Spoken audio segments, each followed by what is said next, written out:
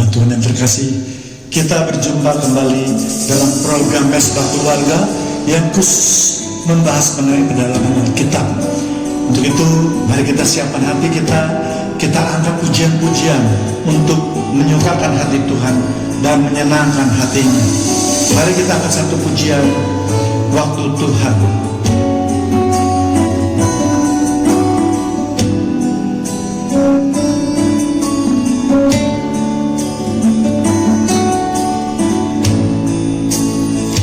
Bila kau izinkan sesuatu terjadi, ku percaya semua untuk kebaikanku. Bila nanti telah tiba waktumu, ku percaya kuasa-Mu memulihkan hidupku. Waktu Tuhan pasti yang terbaik, walau kadang tak mudah dimengerti. Lewati cobaan, ku tetap percaya waktu Tuhan pasti yang terbaik.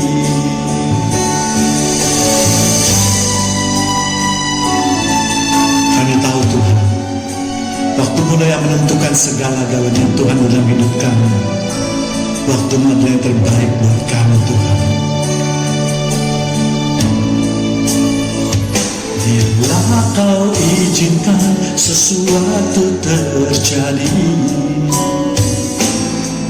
ku percaya semua untuk kebaikanku. Bila nanti telah tiba waktu-Mu, ku percaya kuasa-Mu memulihkan hidupku. Mari kita angkat tangan kita. Waktu Tuhan pasti yang terbaik. Amin. Walau kadang tak mudah dimengerti. Lewati cobaan, ku tetap percaya waktu Tuhan pasti yang terbaik.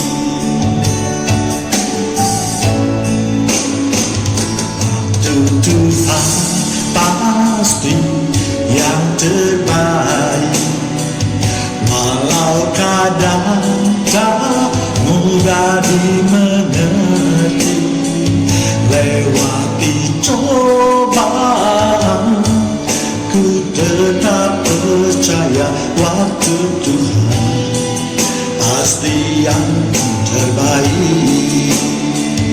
Waktu Tuhan pasti yang terbaik.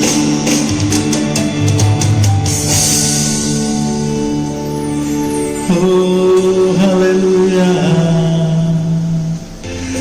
haleluya.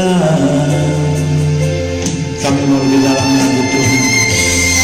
Untuk itu Tuhan, mari Tuhan, lawat kami yang mengikuti ibadah pada malam hari ini Tuhan. Ku bawa korban syukurku.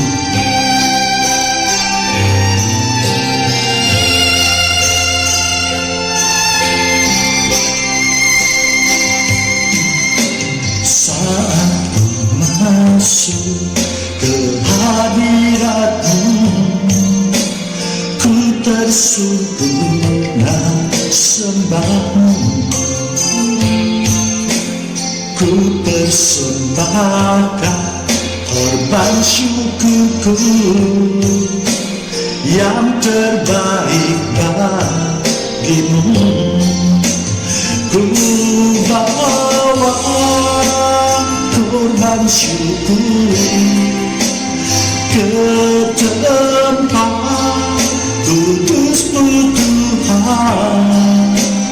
Hatiku limpah dengan syukur, sebab Tuhan baik selamanya. Ku bawa korban tubuhku ke tempat kudus-Mu Tuhan. Hatiku limpah dengan syukur, sebab Tuhan baik. Oh, sebab Tuhan baik. Kami tahu Tuhan, Engkau begitu baik dalam kehidupan kami Tuhan. Untuk itu kami bawa korban syukur kami di hadapan-Mu Tuhan. Korban syukur yang terbaik Tuhan. Saat ku masuk ke hadirat-Mu, ku tersungkur dan sembah-Mu. Ku persembahkan korban syukurku yang terbaik bagi-Mu. Ku bawa korban syukur ke tempat kudus-Mu Tuhan. Hatiku limpah dengan syukur, sebab Tuhan baik. Selamanya ku bawa korban syukur ke tempat kudus-Mu Tuhan. Hatiku limpah dengan syukur, sebab Tuhan baik. Oh, sebab Tuhan baik.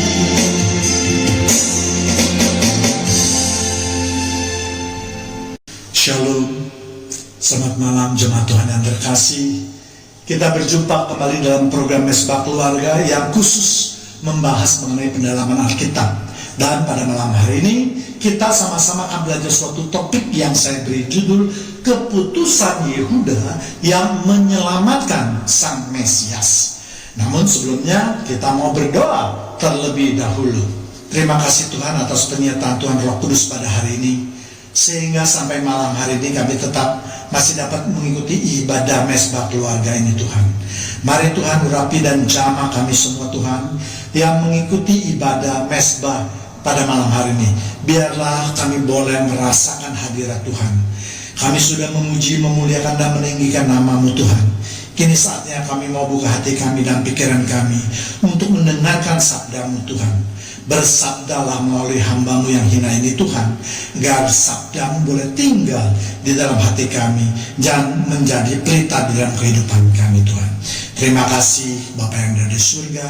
Terima kasih Tuhan Yesus dan terima kasih Tuhan Roh Kudus. Kami sudah berdoa di dalam nama-Mu dan mengucapkan syukur di dalam nama-Mu. Mari yang siap menyambut pemberitaan firman Tuhan kita katakan amin.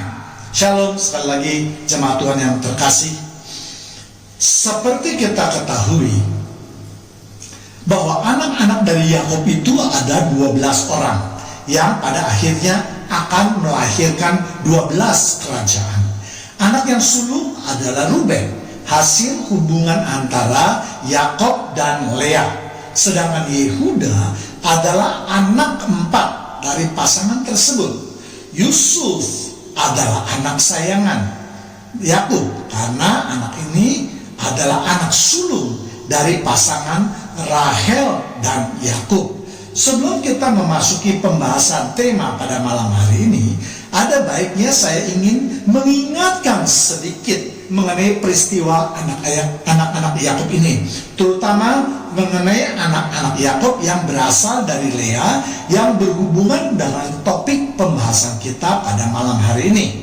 Ruben merupakan anak sulung dari Yakub dan Lea. Sebenarnya Rubenlah yang harus memegang jabatan sebagai pemimpin ya. Kita lihat di kitab Kejadian 49 ayat 3, Ruben engkaulah anak sulungku, kekuatanku dan permulaan kegagahanku. Engkaulah yang terutama dalam keluhuran, yang terutama dalam kesanggupan.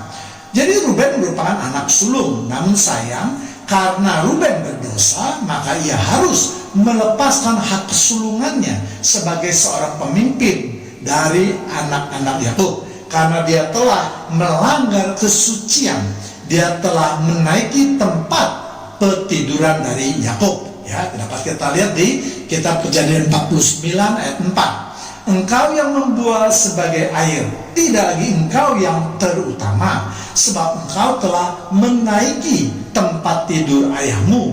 Waktu itu engkau telah melanggar kesuciannya, dia telah menaiki petiduranku. Jadi Ruben telah berzina dengan Bilha, ya. Ini juga kita dapat lihat di kitab Kejadian 35 ayat 22. Ketika Israel diam di negeri ini, terjadilah bahwa Ruben sampai tidur dengan Bilha, gundik ayahnya, dan kedengaranlah hal itu kepada Israel. Ya, dan kita semua tahu alasannya, karena Yakub lebih sayang pada keluarga Rahel daripada keluarga ibunya Ruben, yaitu keluarga Lea. Ya, kita masih ingat tentunya, ya, hal itu terjadi karena ketika Yakub misalnya kembali dari mau kembali ke tanah kelahirannya, namun di tengah jalan Yakub mendengar akan bertemu dengan kakaknya Esau yang membawa 400 pasukan. Maka Yakub memasang keluarga Lea itu di depan, ya, sedangkan keluarga Rahel di belakang bersama-sama dengan Yakub, ya. Sehingga kalau Esau misalnya melakukan kekerasan, maka keluarga Lea lah yang akan menjadi korban terlebih dahulu. Sedangkan Simeon dan Lewi adalah anak-anak yang mengandalkan kekerasan. Dan kita juga ingat bahwa mereka berdualah yang menyerbu kota Sikem dan membunuh Hemor dan anaknya yang juga bernama Sikem. Karena Sikem menodai adik mereka yaitu Dina. Ya, Kejadian 34 ayat 25. Pada hari ketiga, ketika mereka sedang menderita kesakitan, datanglah dua orang anak Yakub yaitu Simeon dan Lewi, kakak-kakak Dina. Setelah masing-masing mengambil pedangnya, menyerang kota itu dengan tidak takut-takut serta membunuh setiap laki-laki. Dan Yakub tidak suka akan perbuatan mereka berdua. Bahkan Yakub mengutuk perbuatan mereka berdua yang mengadakan penyerbuan tersebut atau pembunuhan tersebut, ya. Kita lihat di kitab Kejadian 49 7a. Terkutuklah kemarahan mereka sebab amarahnya keras. Terkutuklah keberangan mereka sebab berangnya bengis. Ya, Yehuda merupakan anak kesayangan daripada Yakub karena Yehuda dipuji oleh saudaranya yang mempunyai kekuatan seperti anak singa. Kemudian tongkat kerajaan tidak akan beranjak dari Yehuda, lambang pemerintahan dari antara kakinya. Ya, kita lihat di kitab Kejadian 49 ayat 8 sampai 10. Yehuda, engkau akan dipuji oleh saudara-saudaramu, tanganmu akan menekan tengkuk musuhmu, kepadamu akan sujud anak-anak ayahmu.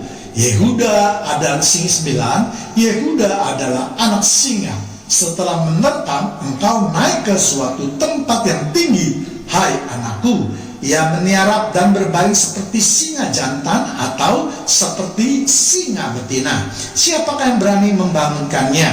10. Tongkat kerajaan tidak akan beranjak dari Yehuda ataupun lambang pemerintahan dari antara kakinya sampai dia datang yang berhak atasnya, maka kepadanya akan takluk bangsa-bangsa.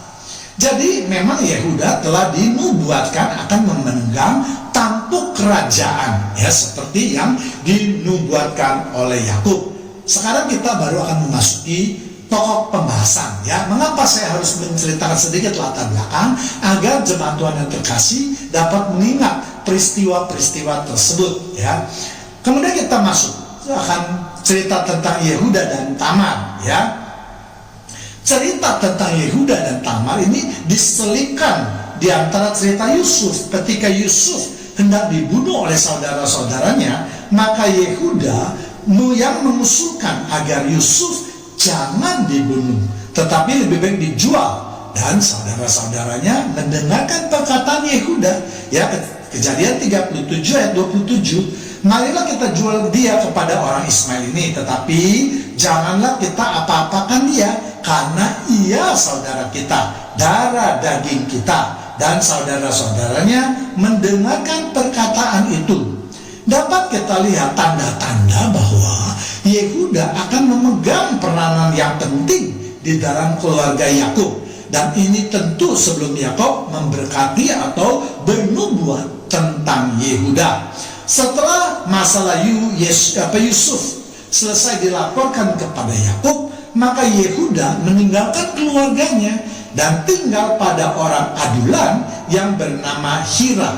Lalu Yehuda kawin dengan seorang perempuan Kanaan yang bernama Shua.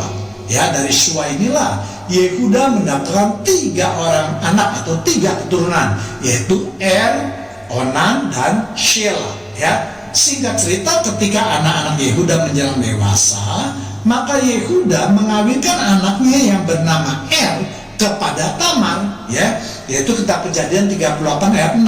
Sesudah itu Yehuda mengambil bagi anak sulungnya seorang istri yang bernama Tamar. Namun seperti kita ketahui, ternyata jahat di mata Tuhan, sehingga Tuhan membunuh ya. Jadi kenapa Tuhan bisa membunuh atau Tuhan marah kepada berdasarkan catatan di Talmud, yaitu dikatakan bahwa karena tidak mau Tamar menjadi hamil, ya, karena itu melihat tubuh Tamar yang begitu elok, begitu sempurna di matanya, sehingga berpikir kalau sampai Tamar itu melahirkan, maka tubuhnya akan menjadi rusak, ya, dan perutnya akan membuncit. Kemudian setelah melahirkan tentu akan meninggalkan bekas-bekas tanda-tanda kelahiran, ya. Inilah yang dikatakan jahat di mata Tuhan, ya. Kita lihat di kitab Kejadian 38 ayat 7. Tetapi anak sulung Yehuda itu adalah jahat di mata Tuhan, maka Tuhan membunuh dia. Itulah sebabnya dari perkawinan antara dan Tamar tidak menghasilkan keturunan. Karena kalau kita lihat nanti, ternyata di akhir cerita tersebut, baik Tamar maupun keturunan Yehuda tidak mempunyai masalah dengan bibit ataupun kesehatan untuk menghasilkan seorang keturunan, ya. Karena perbuatan dari anak-anak Yehuda lah sehingga Tamar tidak dapat hamil, ya. Tamar tidak dapat menghasilkan keturunan karena adanya perilaku dari ya. Karena juga ada hukum Taurat yang menyatakan bahwa jika perkawinan di dalam suatu keluarga yang belum atau tidak menghasilkan keturunan, maka sang adik ataupun saudara yang lain itu mempunyai kewajiban untuk menikahi istri kakaknya atau saudaranya tersebut, ya. Kita lihat di Ulangan 25 ayat 5. Apabila orang-orang yang bersaudara tinggal bersama-sama dan seorang daripada mereka mati dengan tidak meninggalkan anak laki-laki, maka janganlah istri orang yang mati itu kawin dengan orang di luar lingkungan keluarganya. Saudara suaminya haruslah menghampiri dia dan mengambil dia menjadi istrinya, dan dengan demikian melakukan kewajiban perkawinan ipar. Ya, jadi perkawinan semacam ini dikenal dengan nama lain, yaitu perkawinan levirat atau yibum dalam bahasa Ibrani-nya, ya. Hal ini dapat kita lihat juga dalam kasus Boas dengan Ruth misalnya, ya, di mana seharusnya ada saudara Boas yang dianggap lebih berhak untuk menebus atau mengambil Ruth, ya. Namun ternyata saudara Boas itu menolak, sehingga kewajiban itu jatuh di tangan Boas. Lalu adik yaitu Onan ditunjuk oleh Yehuda untuk mengawini Tamar, ya, berdasarkan hukum Taurat tadi. ya, namun Onan tidak mengasihi Tamar juga, ya, sehingga dalam setiap persetubuhannya Onan selalu membiarkan atau membuang air maninya, ya, sehingga atau akibatnya Tamar tidak kunjung juga hamil. Dan perbuatan ini jahat juga di mata Tuhan, ya. Kejadian 38 ayat 9. Tetapi Onan tahu bahwa bukan ia yang mempunyai keturunannya nanti. Sebab itu setiap kali ia menghampiri istri kakaknya itu, ia membiarkan maninya terbuang supaya ia jangan memberikan keturunan kepada kakaknya. Bukan karena Onan membuang air mani saja keluar, tetapi Tamar yang seharusnya memberikan keturunan kepada keluarga Yehuda itu hidupnya menjadi sia-sia. Jadi Onan hanya mengawini Tamar berdasarkan hukum Taurat atau mungkin juga karena nafsu birahi saja. Ya, inilah yang jahat di mata Tuhan, ya, karena si Onan ini tidak memenuhi hukum Taurat. Harusnya Onan harus memenuhi hukum Taurat. Dia sudah memenuhi kewajibannya, itu mengawini Tamar, ya, istri kakaknya itu yang sudah meninggal, ya, tapi dia tidak berusaha untuk membuahi atau menghamili si Tamar, sehingga tujuan dari perkawinan itu tidak tercapai. Dan inilah yang jahat di mata Tuhan, sehingga Tuhan juga membunuh Onan. Karena Tamar belum juga hamil dan dia tinggal mati oleh Onan, maka menurut hukum Taurat juga adik Onan yaitu Shelah mempunyai kewajiban juga untuk mengawini Tamar. Namun Yehuda menunda perkawinan antara Tamar dengan Shelah karena ya Yehuda takut jangan-jangan nanti setelah Shelah kawin dengan Tamar, Shelah akan mati juga, ya. Sedangkan pada waktu itu istri Yehuda telah mati, ya, sehingga satu-satunya keturunan daripada Yehuda tinggallah Shelah, ya.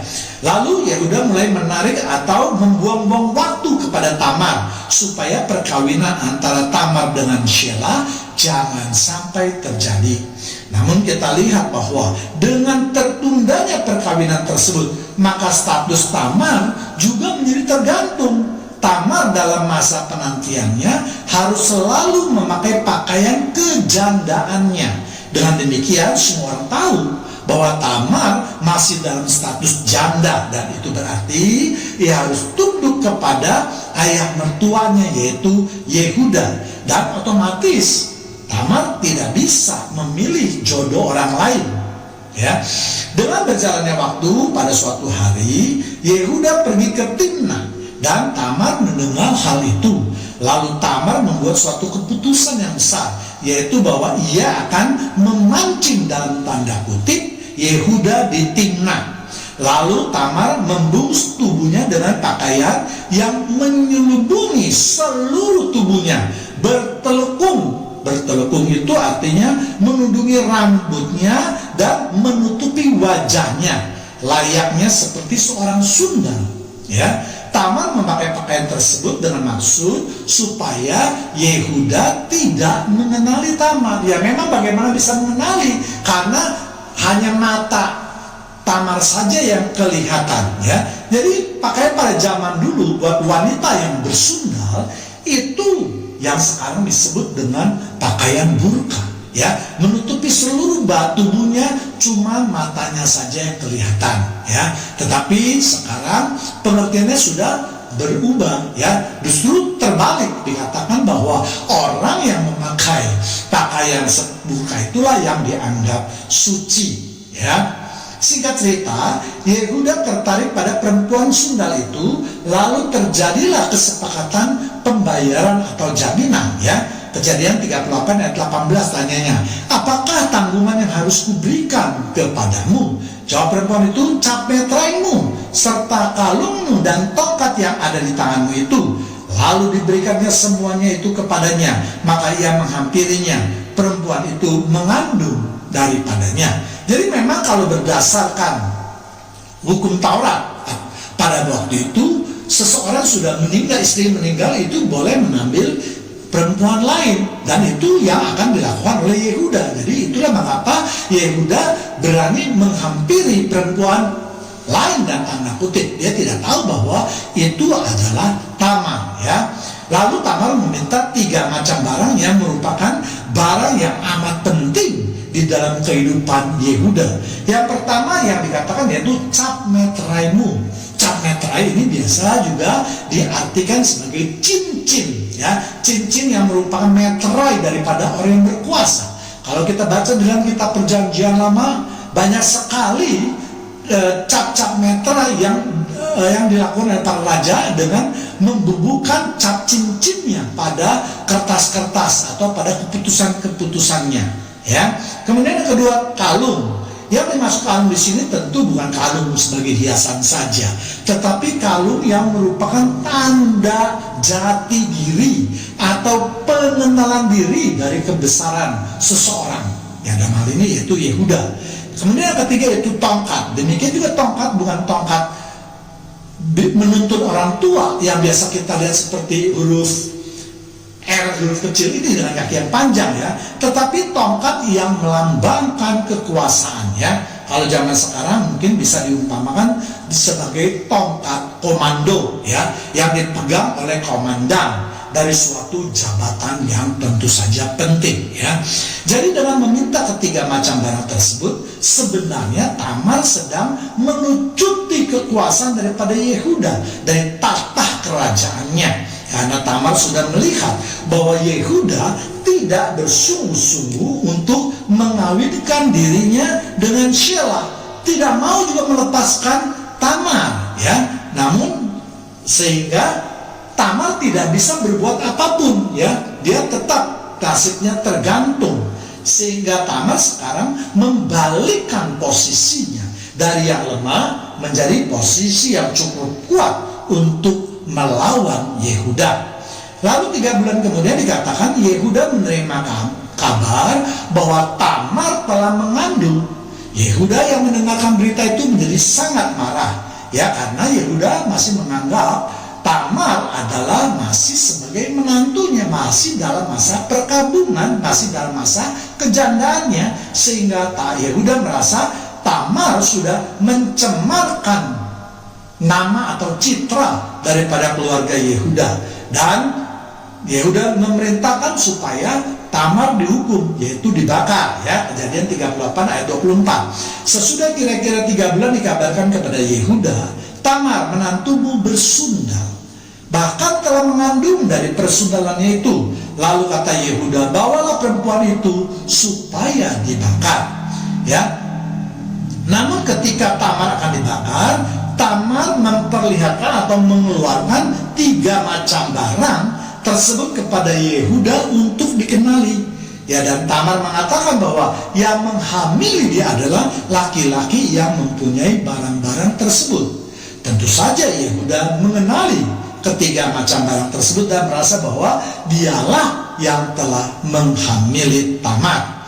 Inilah momen yang paling menentukan. Ya, ada 2 pilihan yang akan dilakukan oleh Yehuda. Yang pertama yaitu Yehuda akan menolak, karena bila dia mengakui maka jelas martabatnya akan jatuh, wibawanya akan hancur. Walaupun di sisi lain Yehuda tidak mempunyai pilihan untuk menolak, ya, karena Tamar sudah mengeluarkan bukti-bukti yang sangat kuat, yaitu 3 macam barang tersebut. Namun sekali lagi dengan kedudukan Yehuda sebagai raja, jelas Yehuda dapat membuat alibi atau menolak atau mengeluarkan berbagai macam alasan, ya.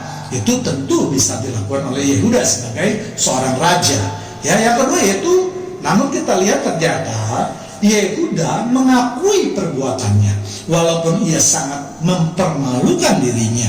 Namun karena keberanian Yehuda mengakui perbuatannya, maka akhirnya keturunan Yehuda pun terselamatkan. Karena kalau sampai Tamar itu dibakar, maka itu berarti musnahlah keturunan Yehuda, dan silsilah keluarga Yehuda akan berakhir atau berhenti sampai Yehuda saja, ya. Tidak ada Peres yang merupakan nenek moyang daripada Boas, tidak ada Daud juga, dan akhirnya juga tidak ada sang Mesias. Jadi keputusan yang diambil oleh Yehuda adalah tepat dan berani, yang menyatakan kebenaran, sehingga nubuat tentang Yehuda pun akhirnya bisa menjadi kenyataan. Nah, bagaimana jika hal yang serupa itu terjadi di dalam kehidupan kita? Apakah kita juga berani mengambil keputusan yang benar, walaupun mungkin keputusan itu menyakitkan atau dapat mempermalukan kita? Sebagai contoh kecil saja ya, seringkali kita tidak berani mengakui kesalahan yang telah kita perbuat di depan orang banyak, karena kita tahu bahwa itu akan mempermalukan kita, akan menyebabkan gosip di antara kalangan kita misalnya, akan menjatuhkan martabat kita, akan mempermalu keluarga kita, dan seterusnya ya. Hari ini kita tahu bahwa kalau kita tidak berani menyatakan kebenaran di depan umum, maka semua berkat yang telah Tuhan sediakan akan menjadi musnah. Ya, Tuhan tidak ingin kita menjadi seorang penipu, pembohong, tidak bertanggung jawab, dan seterusnya. Karena dengan semua tindakan itu tidak memperbaiki perilaku kita. Kebohongan satu kali hanya akan ditutup dengan kebohongan yang lain, dan seterusnya, sehingga itu bisa menjadi sifat, bahkan bisa menjadi karakter kita. Tuhan ingin supaya kita berani seperti Yehuda, berani mengakui kesalahan kita seberapapun pahitnya, namun akan merubah perilaku kita menjadi lebih baik, sehingga kita akan menjadi jerah untuk melakukannya. Inilah pertobatan yang sesungguhnya. Bukan hanya pertobatan di mulut saja, tetapi dengan perilaku kita telah menunjukkan perubahan sikap dan perilaku kita. Dengan demikian, maka berkat-berkat yang Tuhan telah sediakan akan pula digenapi atau menjadi kenyataan. Sama seperti Yehuda yang akhirnya menerima berkat di mana nubuatnya menjadi kenyataan ya. Demikianlah pemberitaan daripada firman Tuhan mengenai pendalaman Alkitab. Kita akan bertemu dalam program yang sama pada minggu selanjutnya ya. Tuhan Yesus memberkati kita semua. Namun seperti biasa, sebelum kita mengakhirinya, kita akan berdoa terlebih dahulu. Terima kasih Tuhan kalau pada malam hari ini kami boleh mendapatkan berkat-Mu yang luar biasa. Biarlah pemberitaan firman Tuhan terus dapat kami dengar, agar kami lebih mengerti isi hati Tuhan. Biarlah firman-Mu terus menguasai hidup kami Tuhan. Di dalam nama Tuhan Yesus kami sudah berdoa dan mengucapkan syukur. Mari sama-sama yang sudah diberkati kita katakan amin. Jangan mendengarkan firman-Mu Tuhan. Kini saatnya kami tetap mau memuji dan memuliakan nama-Mu Tuhan. Kami ingin lebih dalam lagi Tuhan. Ya Yesus, terima kasih Tuhan. Jiwa kami bagaikan sungai yang haus merindukan-Mu Tuhan. Seperti rusa yang haus.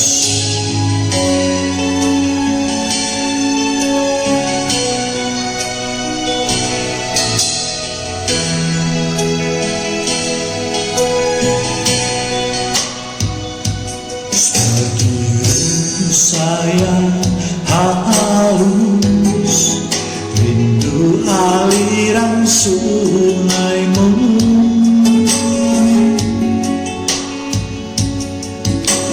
Hatiku tak tahan menunggu-Mu.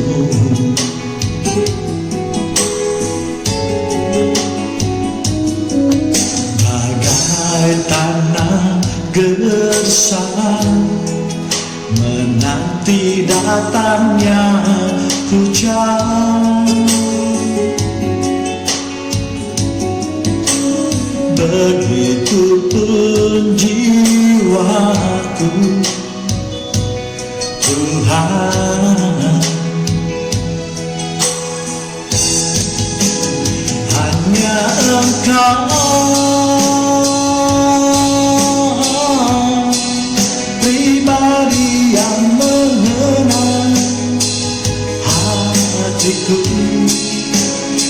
tiada yang tersembunyi darimu.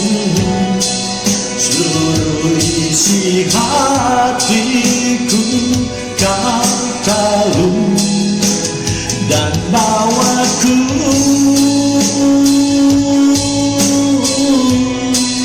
untuk lebih dekat lagi padamu, hingga dalam indahnya dekatan kasih-Mu.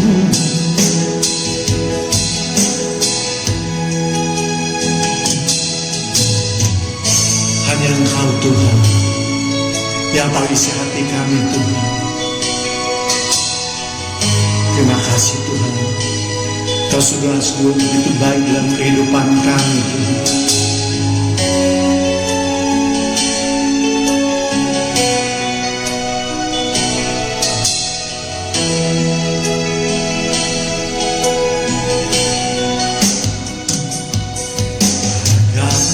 Tanah gersang menanti datangnya hujan,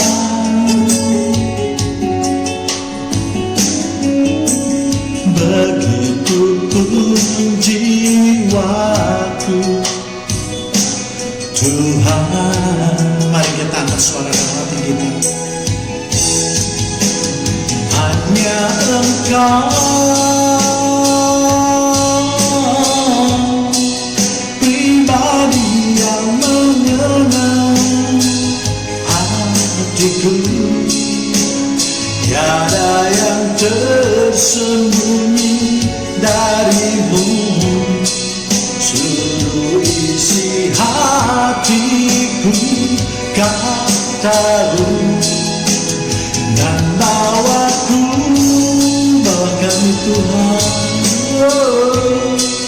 untuk lebih dekat lagi padamu, hingga dalam indahnya dekatan kasih-Mu.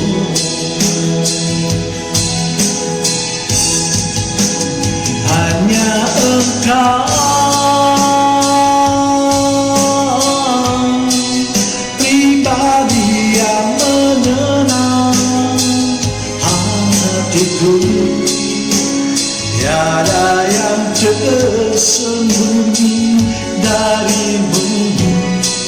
Seluruh isi hatiku kau tahu, dan bawaku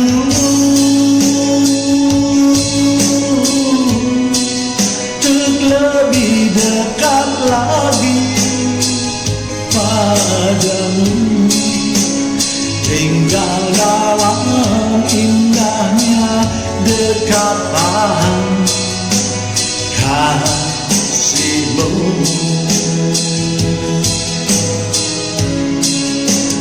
Hingga dalam indahnya dekatan kasih-Mu.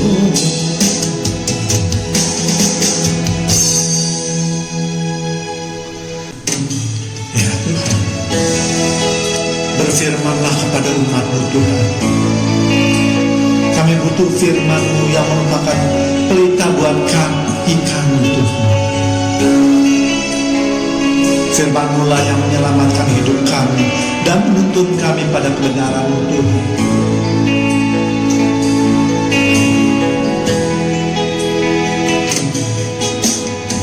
Apapun yang terjadi dalam hidupku ini, tak pernah ku ragukan kasih-Mu Tuhan. Lewat gunung yang tinggi, dalam lembah yang curam, tak pernah ku ragukan janji-Mu Tuhan. Kau berfirman dan sembuhkanku, Kau bersabda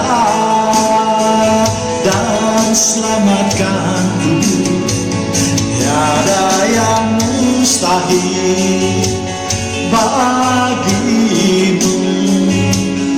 Yesus, ku percaya padamu.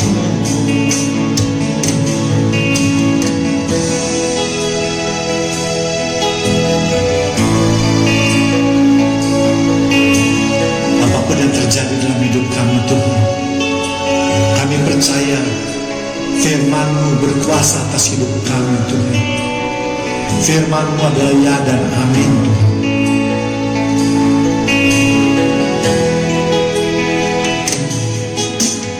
Apapun yang terjadi dalam hidupku ini, tak pernah ku ragukan kasih-Mu Tuhan.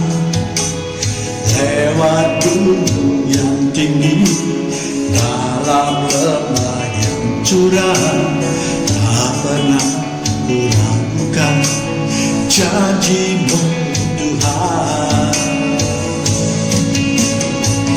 Kau berfirman dan sembuhkanku, Kau bersabda dan selamatkanku. Tiada yang mustahil bagimu.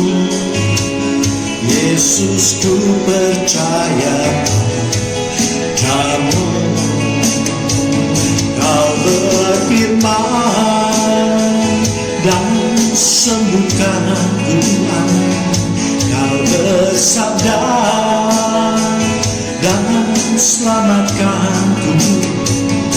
Tiada yang mustahil bagimu. Yesus, ku percaya padamu. Yesus, ku percaya